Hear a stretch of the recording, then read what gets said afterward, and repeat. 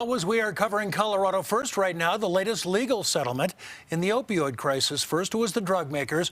Now it is the big pharmacy chains having to pay up. The Colorado Attorney General's office announced a $10 billion multi-state settlement with CVS and Walgreens. CVS will pay $5 billion, Walgreens $5.7 billion. Colorado's share, $150 million. Our Alan Janae live tonight. And Alan, that money will be used to fight the opioid epidemic in our state. Well, the question is how. Colorado has set up a framework to distribute these hundreds of millions of dollars. It has divided the state into regions. Now, with the approval of a council attached to the Attorney General's office, it's those regions that will then decide which agencies and organizations get the money to fight the opioid crisis. But that means figuring out what works best.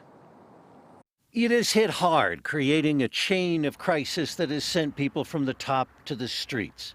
6 years ago, when Jess and Gino Shvedov started a recovery operation, the opioid crisis was going from bad to worse. Could you have foreseen how serious this would get? Absolutely not. I mean, it's out of control. Now pills pour into Colorado, hitting every level of society. If we were able to get more funding, we would be able to help more people and literally save more people's lives. These plans are extremely locally tailored. Rhiannon Strait is a consultant for a company working on helping to establish the criteria for Colorado's 19 regions. So, what's a great example of a recovery program that actually makes an impact on opioid use disorder? Treatment programs are big, but research shows prevention has a lot of bang for the buck. It costs a lot more money to get a detox facility up and running than it does maybe to create an anti-stigma campaign that would be more prevention oriented. Jess and Gino, who operate 24 sober living centers plus detox facilities and a community center, say they want to expand. I know for a fact we're making an impact, and the funding will come, the support will come. We just need to do our job and just do our duty and fight this fight.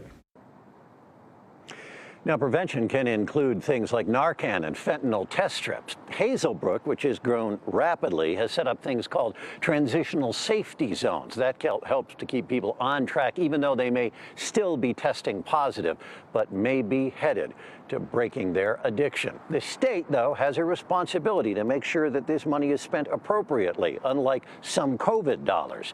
Among other things, it will spread out the spending over 18 years.